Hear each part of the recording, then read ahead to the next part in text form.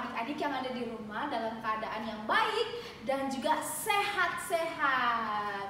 Halo, Sejeni, apa kabar? baik. Hai adik-adik, kalian bersuka cita hari ini? Wah, tentunya dong, harus bersuka cita.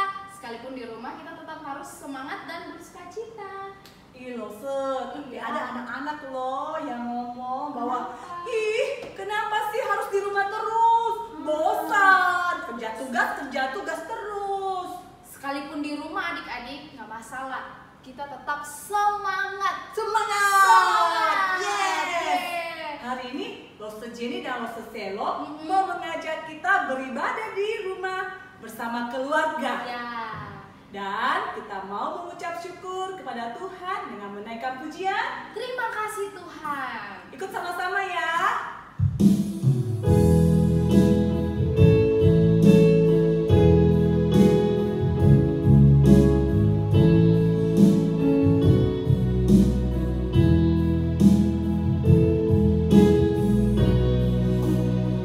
Terima kasih Tuhan untuk kasih setiamu yang ku alami dalam hidupku. Terima kasih Yesus untuk kebaikanmu sepanjang hidupku. Terima kasih Yesusku buat anugerah yang Kau beri setiap hari ini.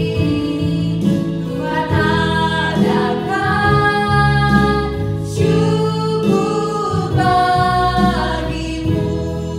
Sekali lagi adik-adik, kita mau mengucap syukur kepada Tuhan. Terima kasih Tuhan untuk kasih setiamu yang ku alami dalam hidupku.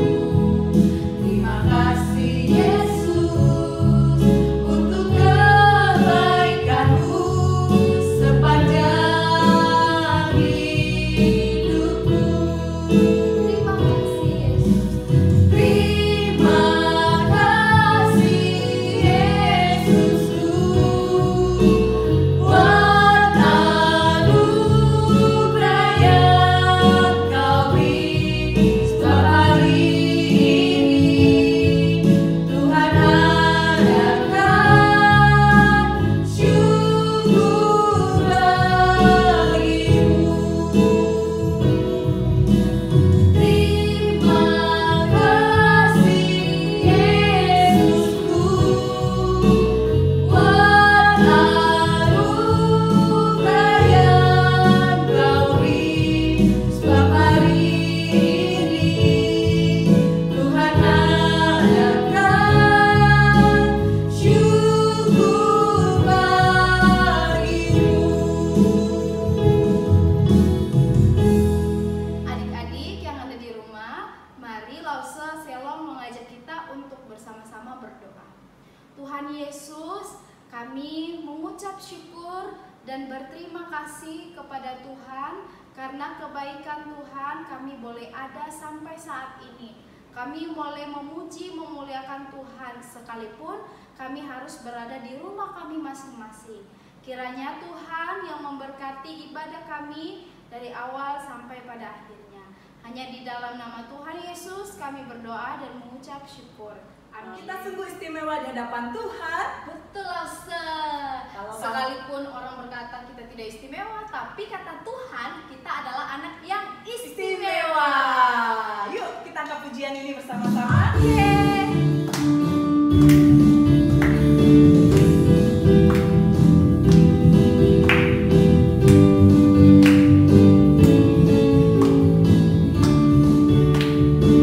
Aku istimewa bukan karena katamu, aku istimewa bukan karena kau puji, bukan karena kuat dan hebatku.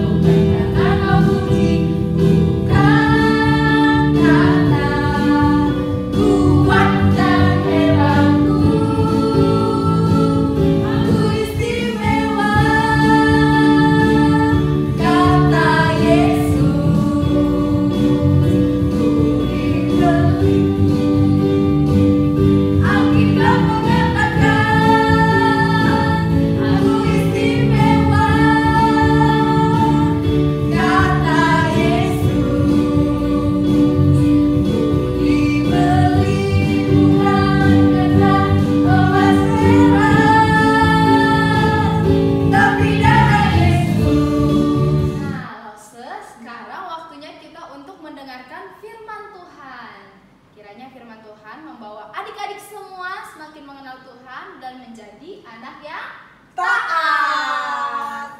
Kita naikkan pujian Taat Itu Indah.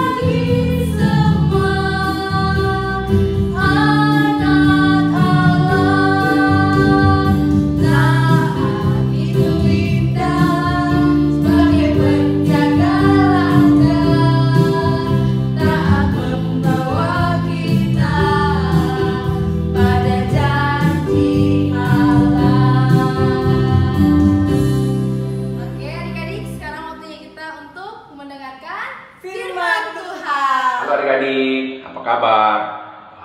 Langsung senang sekali bisa bertemu dengan adik-adik. Ya, walaupun dalam keadaan seperti ini ya, secara online, tapi kita tetap bersyukur masih diberi kesempatan untuk beribadah. Ayo adik-adik, sebelum kita mulai dalam pemberitaan firman Tuhan, kita berdoa dulu ya. Tuhan, terima kasih untuk kesempatan hari ini kami boleh memuji Tuhan, dan saat ini kami mau mendengarkan firman Tuhan. Mari Tuhan menolong kami agar kami boleh mengerti firman Tuhan dan melakukan firman ini dalam kehidupan kami. Terima kasih Tuhan, kami serahkan waktu selanjutnya ke tangan Tuhan. Mari Tuhan Yesus yang menolong kami. Dalam nama Tuhan Yesus, kami sudah berdoa dan ucap syukur. Amin. Nah adik-adik, tema kita pada hari ini langsung membahas tentang kuasa Kristus di dalam kelemahan kita adik-adik. Yuk, kita buka Alkitab kita yang terambil dari 2 Korintus 1 ayat 1 sampai yang ke-11 ya. Siap-siap Alkitabnya ya.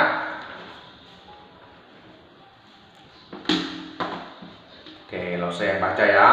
2 Korintus 1 ayat 1 sampai yang ke-11. Dari Paulus oleh kehendak Allah menjadi rasul Kristus Yesus, dan dari Timotius saudara kita kepada jemaat Allah di Korintus dengan semua orang kudus di seluruh Akhaya.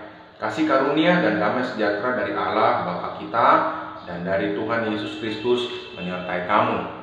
Terpujilah Allah Bapa Tuhan kita Yesus Kristus, Bapa yang penuh belas kasihan dan Allah sumber segala penghiburan, yang menghibur kami dalam segala penderitaan kami, sehingga kami sanggup menghibur mereka yang berada dalam bermacam-macam penderitaan dengan penghiburan yang kami terima sendiri dari Allah.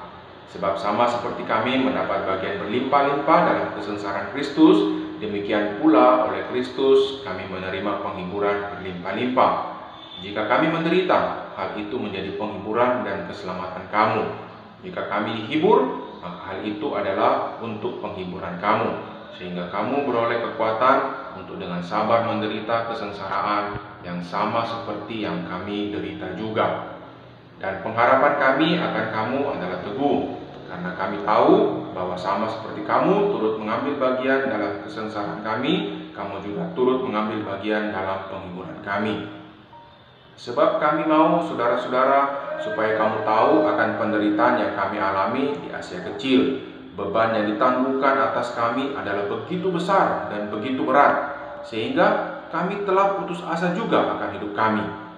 Bahkan kami merasa seolah-olah kami telah dijatuhi hukuman. Supaya kamu tahu akan penderitaan yang kami alami di Asia Kecil.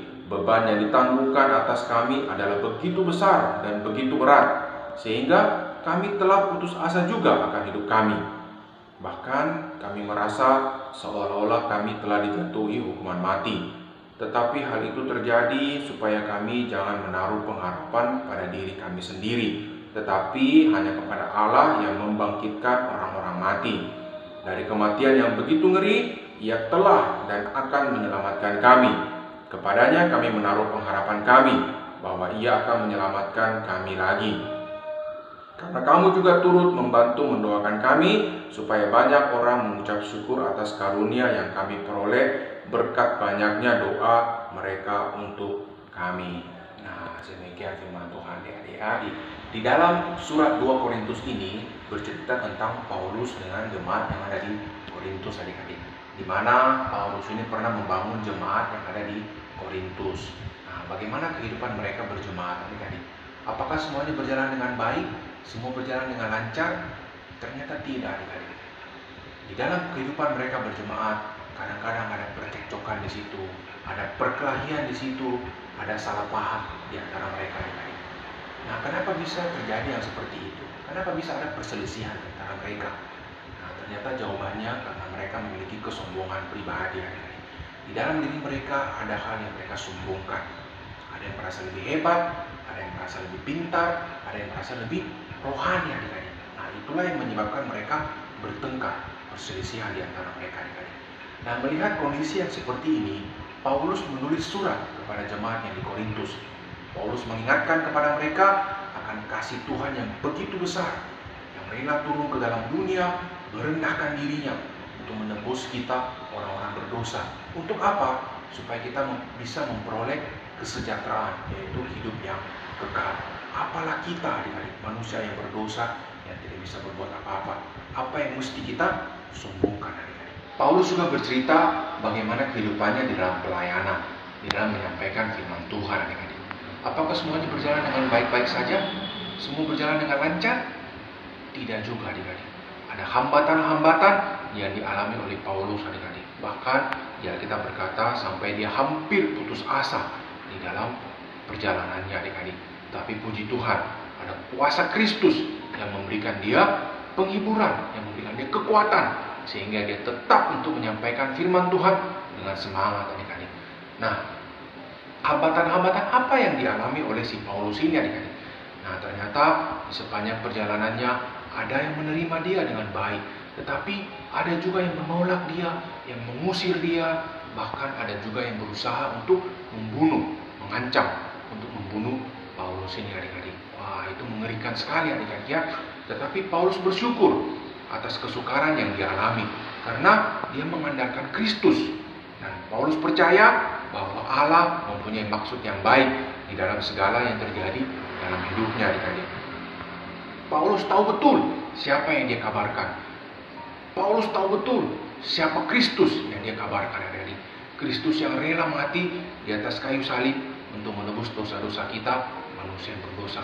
Kasih yang begitu besar diberikan buat kita manusia, adik-adik. Di tengah suka duka yang dialami oleh Paulus, adik-adik, ada kabar gembira datang kepada Paulus. Kabar yang memberitakan bahwa ada jemaat di Makedonia, jemaat di Galatia ini yang berbondong-bondong memberikan bantuan kepada jemaat di Yerusalem, adik-adik. Kenapa mereka memberikan bantuan kepada Yerusalem? Apa yang terjadi di Yerusalem, adik-adik? Nah, adik-adik, pada saat itu di Yerusalem mengalami bencana, yaitu bencana kelaparan, adik-adik. Mereka tidak ada bahan makanan untuk mereka makan.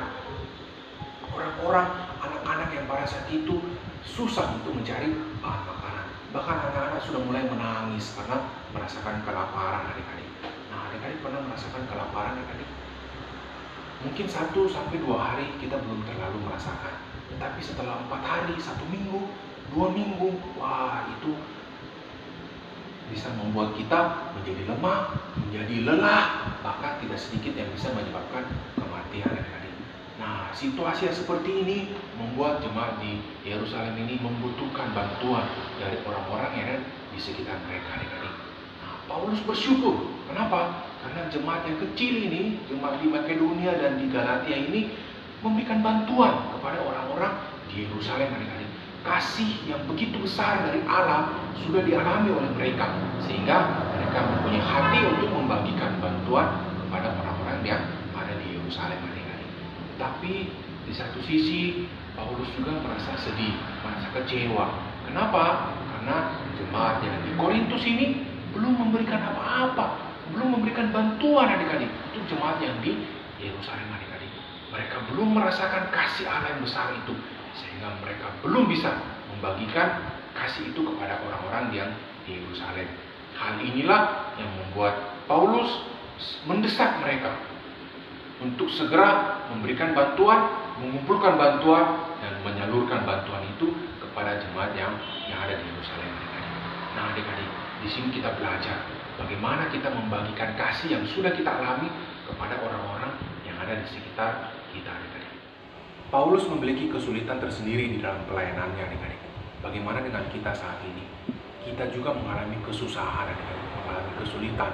Dengan wabah virus corona ini membuat kita tidak bisa berbuat apa-apa adik-adik.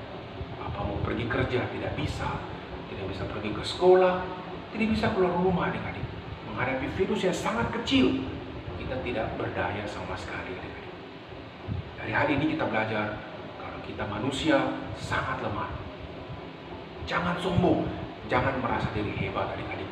Kita membutuhkan sandaran yang kokoh, sandaran yang kuat, yaitu Kristus Tuhan. Dia adalah Allah yang berkuasa, Allah yang bangkit dari kematian, Allah yang menebus kita adik-adik.